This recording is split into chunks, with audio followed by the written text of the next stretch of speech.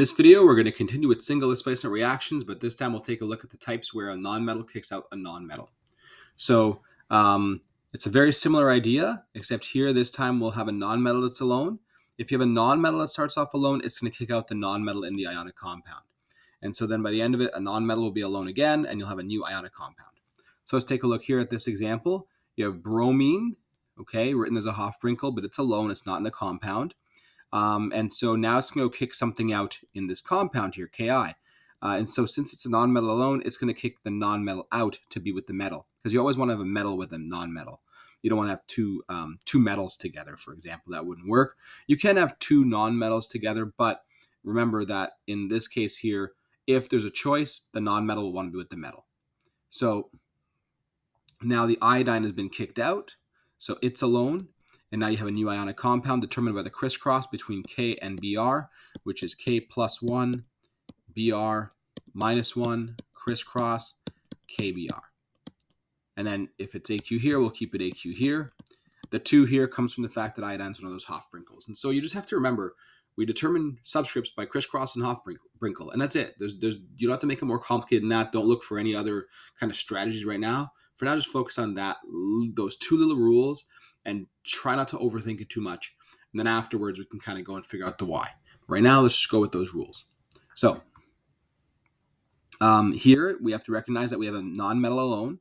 So the nonmetal is going to kick the other nonmetal out here. And so we'll have fluorine.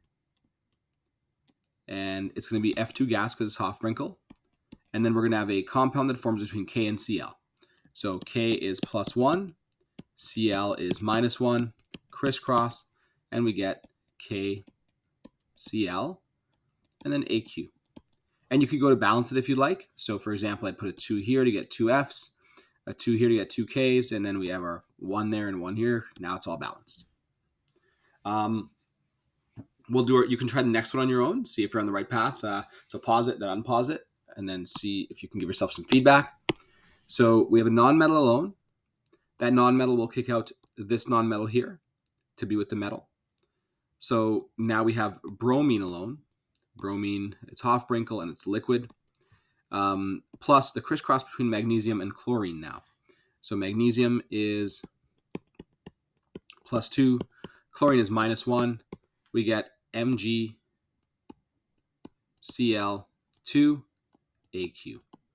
And you have to make sure it's balanced. So we have, it looks like everything's balanced. 2 chlorines on the left, 2 chlorines on the right. 1 magnesium on the left, 1 magnesium on the right, 2 bromines on the left, 2 bromines on the right. So everything is already nice and balanced. 1, 1, 1, and 1. There you have it. That's how you do single displacements with non-metal replacing non-metal. We can try some practice problems here. So we'll continue this video by completing some practice problems. So what I want you to do is try these out. So pause the video, try them out, and then play the video to check your work, see if you're on the right track. One thing I do want to mention before we continue is in grade 10 chemistry, you see a simplified version of the single displacement reactions. Single displacement reactions don't always happen. Sometimes you might mix a metal with a compound and the metal just can't kick the other metal out because it's not reactive enough. And so in grade 11, you actually learn that in more detail. You learn that single displacement reactions don't always happen. You have to be aware of the reactivity between the 2 metals. And then if the metal that's alone is more reactive, it will kick the other one out. If it's not, then nothing happens. But for now, we're just kind of going with, let's just predict single displacement reactions as if they're always happening, even though it's not always true. So let's go ahead and take some up. Here we have a metal. So that means it's going to kick out the metal in the compound here. So it kicks out tin. Tin is alone. It's a metal. So that's going to be solid. Plus the crisscross between magnesium and chlorine. That becomes MgCl2. And we'll keep it aqueous. And it looks like everything is balanced in this situation here. Okay. Next, we have copper reacting with magnesium sulfate. Copper is a metal. We'll kick magnesium out. And we will put copper with sulfate. So now magnesium's alone. And if you remember your copper being a transition metal, you might have been stuck here for a bit and thought, okay, well, which copper do I use? Do I use +2 or +1? And there are general rules that you could use to figure that out. So there are some ions that are more common than others. Right now, I would kind of give you an indication as to which one I would use, or I could tell you, give me all the possible products. And so you would need to know that means that, okay, it could be copper 2, it could be copper 1. So I'm just going to go with using copper 2, and just to show you that strategy. So if I use copper 2, be +2, sulfate is -2, crisscross it, and you get Cu2SO4, 2, reduce, and you get CuSO4. And it looks like everything is nice and balanced. You can keep that aqueous. If you did copper 1, you would have had this, or you don't have to do this. You can just do one or the other unless I tell you specifically. Cu2O4, aqueous. Okay, so that's just, again, they're nice practice problems because they force you to review everything that we've studied throughout the unit. So everything that we've done from the beginning basically brings us to this point here where you need to know all the basics to do this stuff here. If you don't remember crisscross and imine compounds, you got to go back and watch those videos and do those lessons, because that's the only thing that will clarify a lot of this stuff for you. Okay, we have another case of a metal alone, so it's going to kick the metal out in this compound. Magnesium will be alone here, solid, plus sodium with nitrate. So sodium is +1, nitrate's -1, so that makes NO3, and that's aqueous. And it looks like it's not balanced, so I actually have to put a 2 here to get 2 nitrates, and now I have 2 sodium, so I have to put a 2 there, and now we're balanced. Okay, next, let's go to aluminum plus HCl. Once again, a metal alone is going to kick the metal or hydrogen out, in this case hydrogen. When hydrogen is alone, we get H2 gas because it's Hofbrinkel, plus the crisscross between aluminum and chlorine. Aluminum is +3, chlorine is -1. Crisscross, you get AlCl3, aqueous, and then you could try to balance it if you'd like. So it looks like we're going to need, 3. Okay, so I need to make this 6 chlorines, so 6 here. And now I put a 3 here, and that's 6 hydrogen as well, and a 2 here, so that's 2 aluminum, so 2, 6, 3, 2, and that should be balanced. All right, now we're getting into one of those special cases of a metal reacting with water. So remember, we want to write that like this, so K plus H, OH,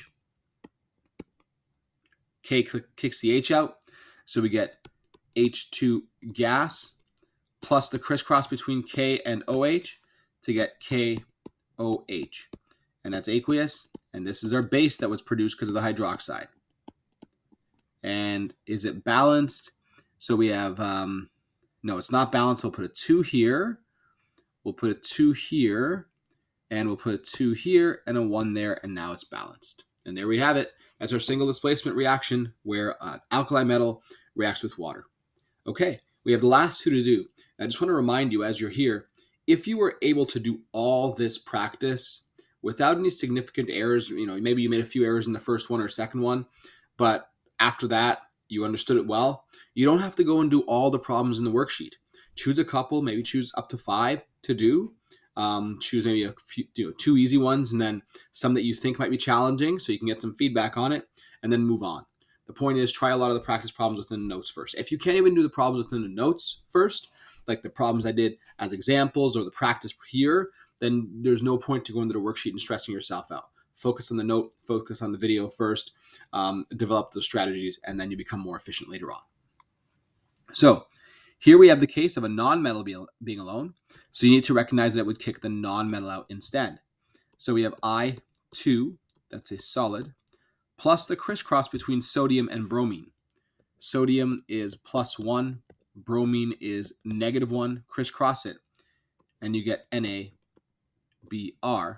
and that would be AQ as well. And then you could balance if you like, so you put a 2 here to get 2 iodines, 2 here to get 2 bromines, and then we got 1 and 1, and we're balanced. And now the last question, once again, a non-metal alone, so it's going to kick this non-metal out here. So we'll get chlorine alone as a Hofbrinkel, Cl2 gas, plus the crisscross between aluminum and fluorine. Aluminum is +3, fluorine is -1.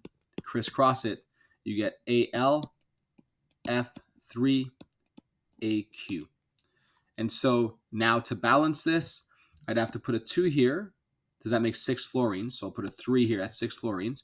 A 2 here to get 2 aluminums, but it gives you 6 chlorines now. So a 3 here, 3, 2, 3, 2. That should be nice and balanced.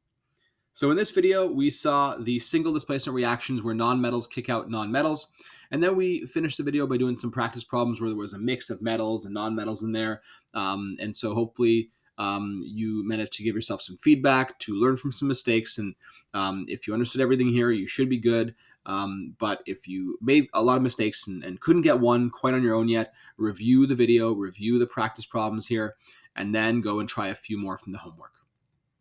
In the next video, we're going to take a look at how to predict the products of double displacement reactions.